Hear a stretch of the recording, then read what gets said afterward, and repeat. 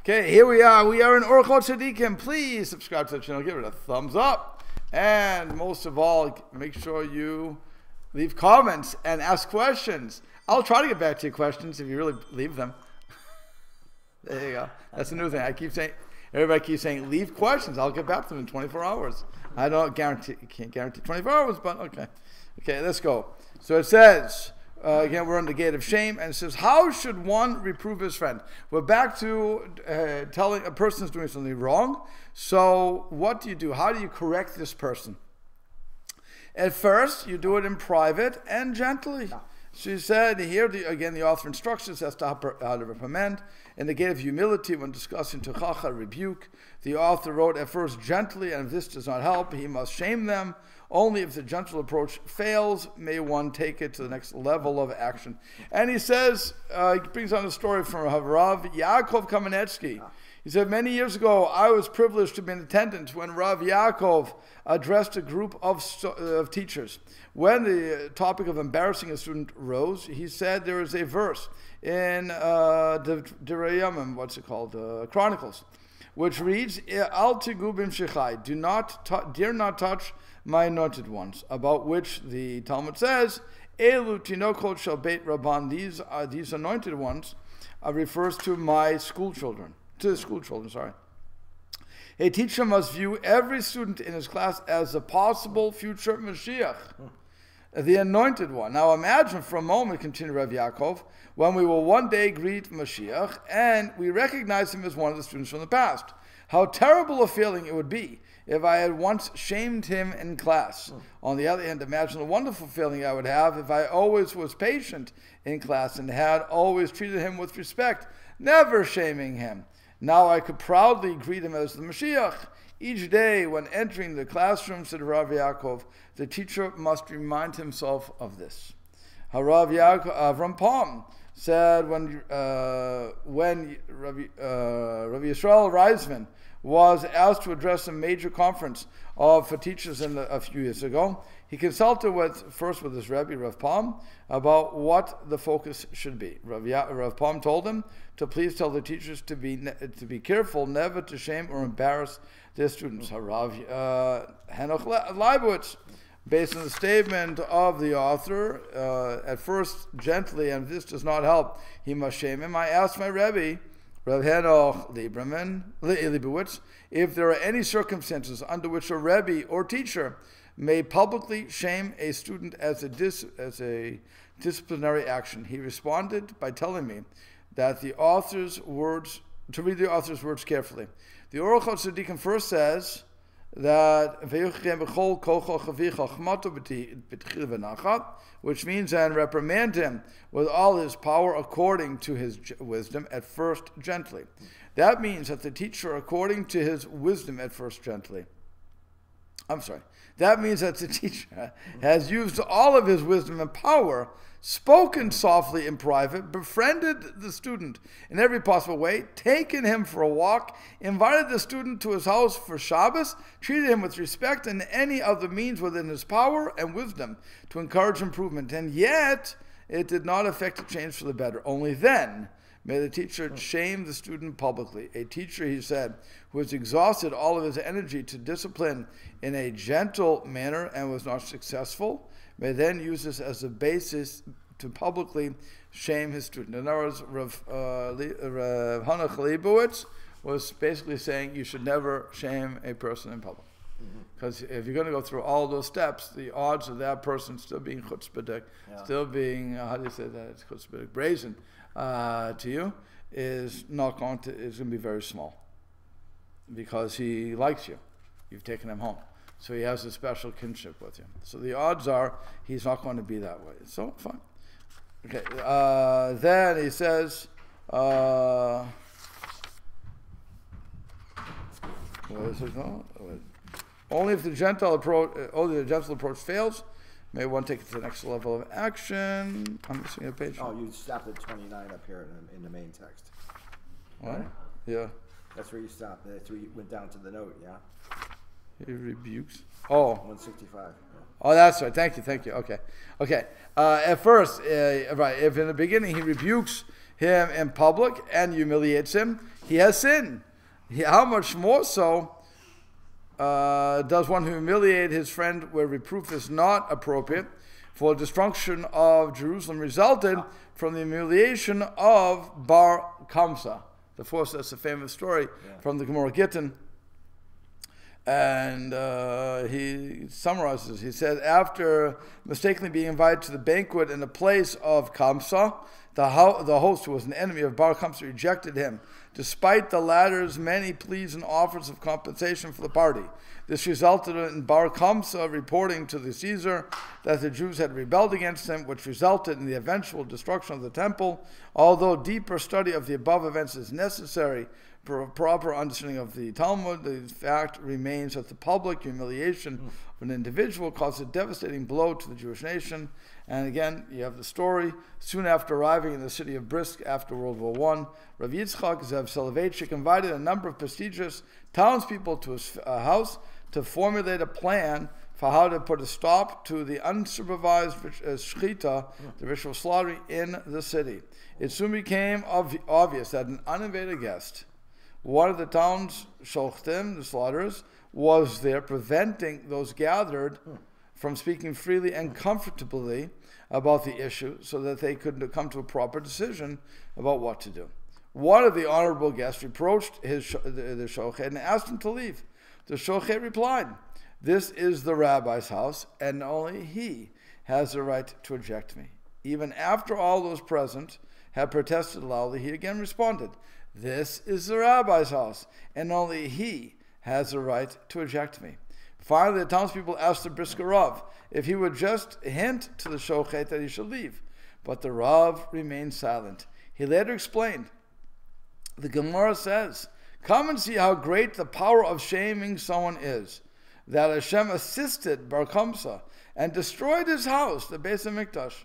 I am convinced that had I shamed the shochet and ejected him from my house, we would have accomplished none of the goals we set out to achieve." He wants to make him come under hashgacha, basically. So now to shame him, it will give him a reason not to do it. I'll give you a story from my days as a mashgiach. I was working for the KVH, from the Valley of Massachusetts, and I walked into the bakery. The bakeries in those days, probably still to this very day, I don't know what their policy is anymore, but in those days, they were just trying to keep everything kosher on the up and up. So that's why the bakeries could stay up on the Shabbos and so on and so forth. Fine. And so all we were doing was checking out inconvenience. Well, I happened to meet the head of the union, the bakers union, who was a Jewish guy. And so he was telling me a story about why the union listened to the Vad. In other words, it was a fight. I have a union, and they have to follow union rules. And here the Vad is telling us what we can do, what we can't do. It's not a good situation. So he said, how did it happen? He said, the rabbi came to me. I forget his name, but let's say Moshe, it's a nice Jewish name, okay? So he said to him, "Moshe, we need to make this kosher." So he said, "Rabbi, kosher is a big thing for everybody, you know, we can't do it." He said, "Moshe, I want your baba. Your baba she has challah on Shabbos, yeah? Of course, Rabbi, of course she has. Are you going to bring her a treif?" He used the word treif. Are you going to bring her a treif challah? You're going to bring her something that she can't eat? You're going to put that on her Shabbos table? Don't you want her to be able to eat from your food? So he said, and so now he fast forwards it. He said, when the rabbi invoked my baba, that's when I said, okay, we'll go kosher. It's all a matter. It wasn't a matter of yelling. It wasn't a matter of trying to tell them how much this is going to improve your business. It wasn't a matter of money. It was a matter of the baba. Wow. Your baba is not going to be able to eat the challah. What do you want from her? And he gave in to that. That's what he's saying. Be nice to the people, and you'll get what you want. Okay. I forget his name, but it was a very beautiful story. I remember that. So therefore, he said, one must take care not to do anything which may cause shame to anyone in the world. This also applies to the Torah study.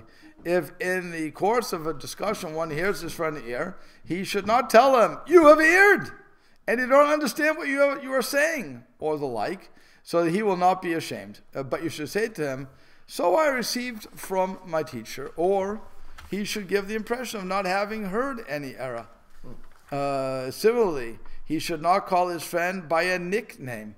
This is a famous halacha, so that he will not be ashamed. If he desires to speak about someone who was called by a nickname, all right, even not in this latter's presence, he should say, "This and this man, this man's place, or this man's son," or he should identify him by signs until he is recognized without the nickname. Okay, and he says in the note, all who enter Gehenna eventually leave, except for 3 types of people: one who commits adultery, one who publicly shames another, and one who refers to his name by a derogatory nickname. So even if the victim is accustomed to being called by that name and is therefore not shamed by it, if the intent was to cause him shame, one is liable. Examples of this include calling someone who is overweight slim, or referring to an unusually tall person as shorty, or the like. A simple way of avoiding the gray areas in this issue is just to refer to others by their regular names. So what if somebody commonly goes by an accepted nickname? What does that mean? You mean like Jack for John? I guess, yeah. So that's not a problem. It's when you say a name that could be derogatory. Shmaimonis, which is a fatso in Hebrew, Shmaimonis. But if nobody normally called him that, or if they did call him that, but not in a nice way, you're saying then you certainly... Well, even if he's used to it, like again, he's used it. He's a tall guy, and you call him shorty. A fat guy, you call him slim. He knows he's being insulted. Outside of your house, like in public.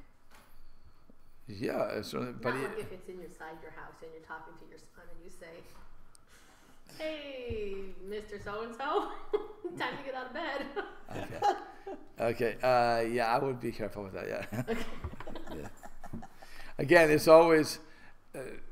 I call everybody tzaddik. Okay. Right. Tzaddik and tzedekah. That's my pet name for everybody, because I go by the Rambam's ruling that if we're walking and talking, it must mean that we're still righteous. Otherwise, we'd be dead. So we're all tzaddikim. Fine. I also, you don't want to really, once in a while, obviously you use other words like shagets, but, but it's not, the truth is you shouldn't. Bottom line is one shouldn't do that, and one should say Mr. Lazy Bones or whatever else you want to say.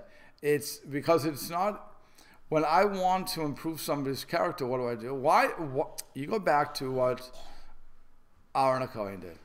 What did Aaron do? It says you should pursue peace, right? Be like Aaron and pursue peace.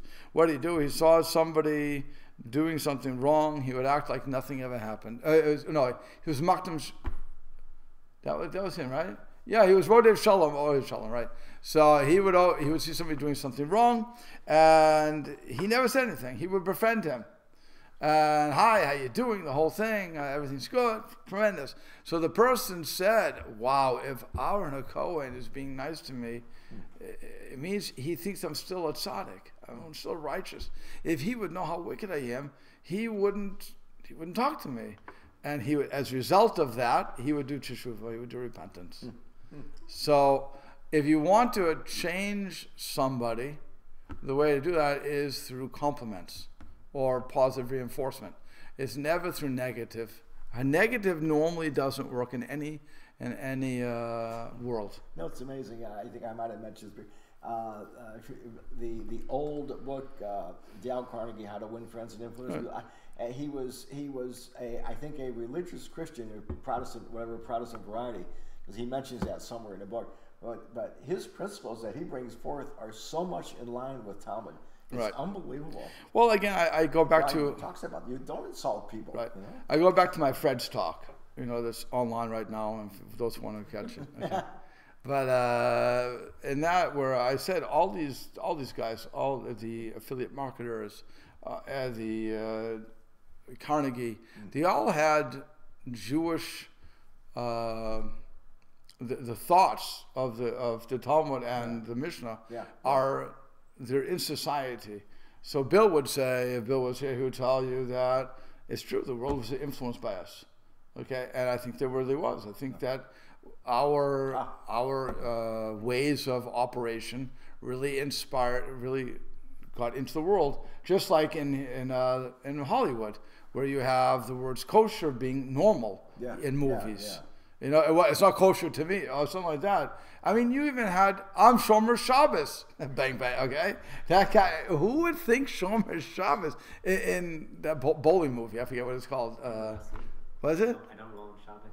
Yeah. Big Bowski. Okay. But who would have thought that somebody would get it and they would know it? Or the other things, no matter what, certain things have come into the world via Judaism. And so I think Carnegie and everybody else had that. So, they were influenced by the society, but also it's just common sense. See, again, it's common sense. If I can compliment, if I make you feel good about something, you're going to want to do that because you want that. Why do we care when I go on YouTube, okay, and I'm uploading, and suddenly I see, wow, this class got 15 people. Well, of course, what do they say? There's a chemical in you that goes crazy. What's it called?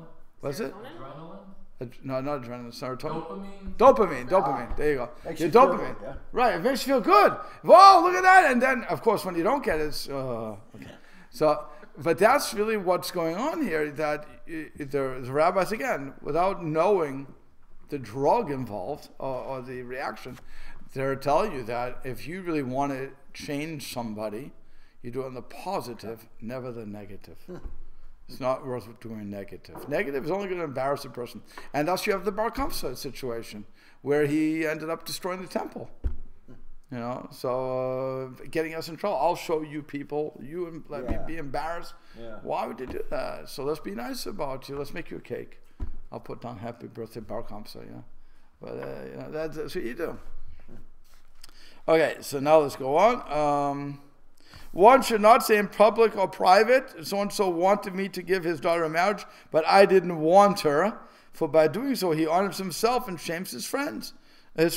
Similarly, one must take heed in all of the matters so that no shame come to his friend through his words. For one should always be among those who are shamed, but do not shame others, who hear their disgrace, but do not answer back. Of such as these is written, and those who love God are as the going forth of the sun in his might. Hashem will repay them measure for measure, because he heard his disgrace and his face turned colors.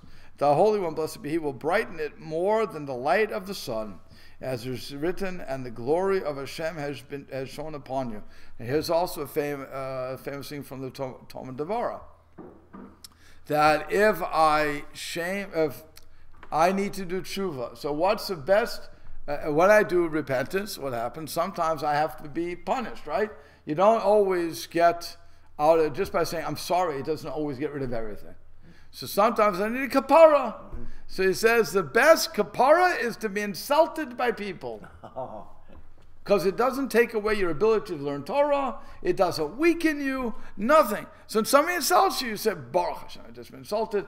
That wipes out that sin. That's what Hashem wanted. And you don't answer it. Because normally when somebody insults you, what do you want to do?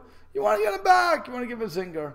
This one you just ignore it. It's like water off a duck's back. And you go on. That's really what is being said here. Okay? So the trait of shame results in humility, for one will humble himself to others because of his shame, and he will attain the trait of modesty. For the trait of shame prevents a person from exhibiting his good deeds in public. Our sages have said that the sign of a good children is the shame discernible on their faces, the shame of attesting to their being the seed of Avram, Yitzchak, and Yaakov. The sages have said, what does that mean? By the way, the Gemara states that there are three traits that attest to the fact that one is of Jewish heritage: compassion, shamefacedness or boshes, and loving kindness, as opposed to the Gibeonites who wanted to hang shells kids' bodies until to get revenge on Shaul wiping out Nov, and all they did was took away their livelihood, according to the rabbis. They didn't even kill the Gibeonites. They killed the Jews. They killed the Kohanim, but they didn't kill the Gibeonites. And yet the Gibeonites, because they became unemployed, they were very upset, and they would years later would still want revenge. Okay. So that's when David HaMelech said that they can't be part of the Jewish people. It was an additional time they wouldn't be. And that's what we learned. The three things that we have is compassion, boshet, against shamefacedness, and loving kindness. The sages have said the degree of man's shame is revealed in the anger-provoking situation, and better the hatred of the shamefaced man than the love of a fool. And he says, although the former harbors hatred, the fact that he is shamefaced will prevent him from harming others or causing damage. A fool, on the other hand, who is possessed with love and wishes to help others, will harm them instead because of his foolishness. One must be ashamed before all men and place the mask of shame on his face, as we find in the case of Shaul's hiding, because he is hidden among the vessels. Remember when Saul was going to be king, so what did he do? He hid himself amongst the vessels, whatever that means. Did he go to the Orchot to ask the question, should he be the king? Or did he really hide himself amongst the barrels so that they wouldn't know where he is? Bottom line, this is before he was king. And so he had this modesty. He didn't want to be the leader. So, and yet Hashem chose him to be a king, as is written, have you seen the one whom Hashem has chosen? So the sages have said this trait is among the merits of the precious soul, corresponding to the perfection of the body. One who has shame will rise in stature. Now delve and discern. Okay. Next one. Now we're on the gate of arrogance. We went from boshet, which is again shamefacedness, to boshet, to azupanim, which is arrogance. You think arrogance is good? Depends. Oh, when? When's it good? Was it bad or was it good? Is it bad when you're supposed to be humble? Humble, okay. Kind of general. I can't think of any examples. Okay, let's go. Defending your religion, you need to be arrogant, I guess. Say it again, for what? Defending your religion and yourself. That shouldn't be arrogant. That should be strong. Right. I guess. So speaking with strength might come off as arrogant. I'm not quite Okay. sure. Okay. When people are arrogant, they're speaking with strength. They're confident in themselves to a point of. I don't know. I'm not sure that people come off as people speaking with conviction is arrogance. I'm not sure that. They have the same. I think like humility and shamefacedness. They're good and bad. Okay. Arrogance. Oh, there's certainly good and bad to it. Right, You're right. Arrogance, you can give it names. The good. And Right. bad. Okay. If there's confidence, then there's arrogance. Okay. Let's go on. Let's see. Okay. Arrogance is an inferior trait in most of its ways. It is the opposite of the trait of shame. The man of shame overlooks offenses, pities, pardons, and forgives. But he who is arrogant and stubborn does not forgive, and he is not ashamed before any man, but stands up with arrogance and rebellion against all men and commits all evil deeds without shame, strengthening himself in evil and hardening himself in transgression. Concerning such men, it is written, they made their faces harder than rock. They refused to repent. And he says this verse bears out the point that the author is making. Jeremiah makes note of the fact that it was the trait of arrogance that prevented the sinners from being ashamed of their actions, which in turn prevented them from doing repentance. And he says, and the children are hard of face and hard of heart. All of the good qualities stated in respect to shame have their opposite in arrogance. When one strengthens himself in this trait, he is very much despised by others, though he may be very wise. Many evils are pulled along with arrogance, for when one is arrogant to others, he will not escape argument, hatred, and envy. The arrogant man denies his lineage, well, let's see what that means. He says, the exact wording of the Gemara is, it is certain about one who was not shamefaced that his ancestors did not stand at Mount Sinai. It would stand to reason that this is based on the statement cited in the Talmud that the Jewish nation is identified by the 3 traits, which are compassion, shamefacedness, and bestowals kindness. It would follow then that the one who is not shamefaced is denying his lineage. Okay, so that's what it means. The arrogant man denies his lineage, is not respectful of the great or gracious to the aged, and in his arrogance finds it easy to commit all the transgressions of the Torah. About such a person is said the brazen-faced to Gehenna. And he says, so severe is the trait of arrogance that because of it the Beit HaMikdash was destroyed. People had no shame. Although the same mission states, Heve az kenamer, be as brazen as a leopard, implying that the trait of brazenness and boldness are favorable. This is only with regard to oneself in order to keep himself in check. However, one who is brazen toward others, and certainly toward the elderly or wise, will end up being brazen toward the Torah, refuting it, and its accepted interpretations, resulting in him inheriting Gehenna. In commenting on this mission, the Rambam cautions that when it says, Have az kanamir, be as brazen as a leopard, it refers to situations where a person needs to be brazen for the sake of God, and he makes an honest assessment that his intent is strictly for Hashem's sake, free of personal or ulterior motives. Good luck to everybody on that one. Okay. This says Rambam is what the Mishnah means. What it continues to say, to carry out the will of your Father in heaven. Your concern is solely to fulfill the will of Hashem. It is for this reason, says Ksav Sofer, that the Mishnah ends with the tefillah, that the prayer that the Beit HaMikdash be speedily built in our days. It will be then that the Kohen Gadol will wear the tzitz, the headplate, which is atonement from misplaced or wrongly motivated brazenness. And he says, much introspection is required anytime one considers acting in a brazen manner. Being an activist or a zealot can be very dangerous. If one's intentions are not 100% pure, one must examine his motives with a fine-tooth comb before acting to see that there is no personal agenda, which sometimes lays deep beneath the surface of consciousness. In the heat of the moment, people are sometimes, quote-unquote, convinced that they're acting for the sake of heaven, when in truth they are motivated by hatred, envy, or haughtiness. The prime example of zealousness in the Torah is that of Pinchas, who courageously slayed Zimri and Cosby after they had publicly desecrated Hashem's name. Using this case to explain what kosher, quote-unquote, kosher brazenness is, I recall my Rebbe saying that before Pinchas did what he did, he reviewed Shas and Poskim, which means he went through the whole matter. It's a lot to do while he holds that spear. Okay. Nonetheless, as it were, to make sure that his actions were halachically sound and that not even the slightest bit of personal bias was influencing or motivating him to act in this manner. This, said my Rebbe, is somewhat of a gauge of how carefully one must examine one's own motives before performing any act of zealotry.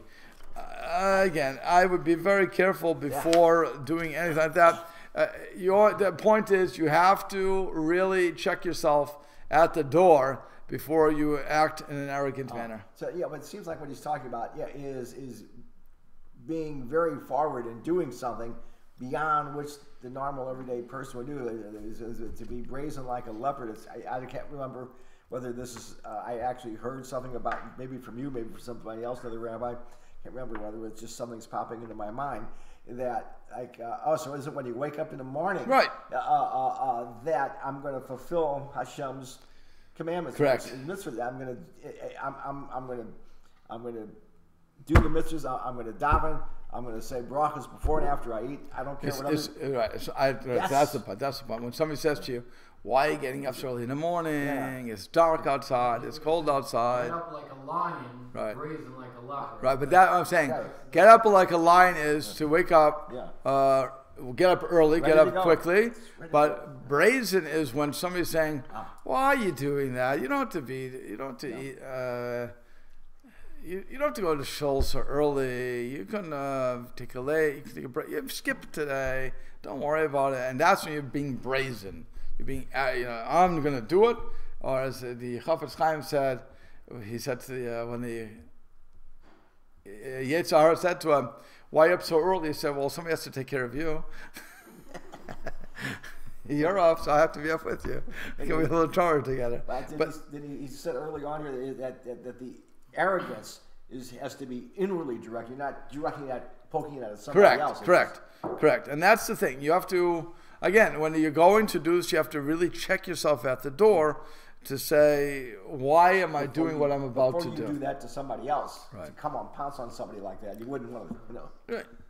You shouldn't. Is that like Shabtai Tzvi? After the would you define that as like the opposite, where he may have started off with good intentions, but I got to, he at the end, he wasn't obviously doing it l'shem shamayim. He did it with his own ulterior motives in mind.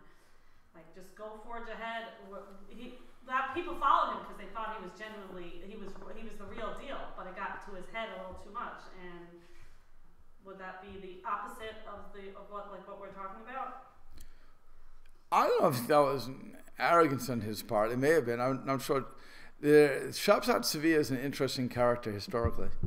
So there's a lot of midrashim that go around about him in the historical world. I use a midrash in that sort of manner, where people are second guessing what he did, and was he really the brains behind the operation, or was it Nassan, his prophet, who was the brains behind the operation? And if Nassan wasn't, he was just the spokesperson, then that brings another light to it. So he could have been filling himself with arrogance.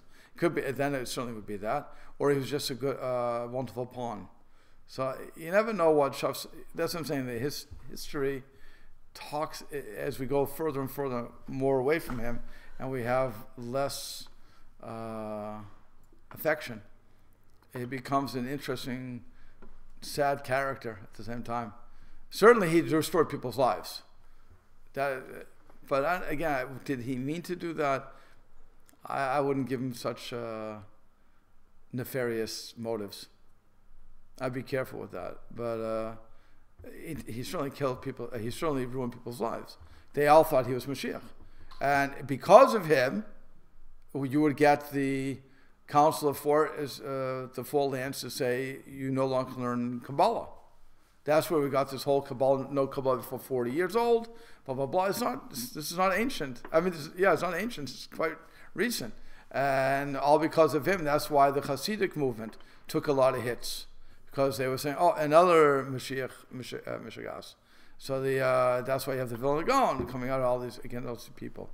And to this very day, you have this major war between today nobody has anything.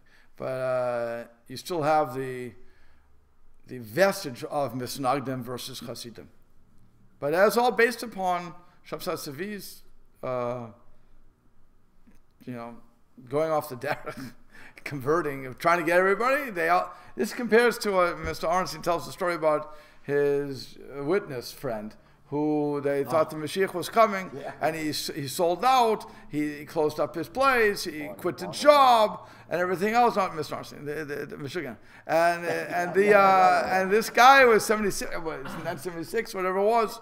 76. It was supposed to be done, and they were going to be taken to the Promised Land, or wherever the heck was Yashko. They were going to go Ascension. Oh, great! And guess what happened? Nothing. So the guy had to go back to work, but he believed it. He took it hook, line, and sinker. So the same thing with people of Shabtai Tzvi. They took it hook, line, and sinker.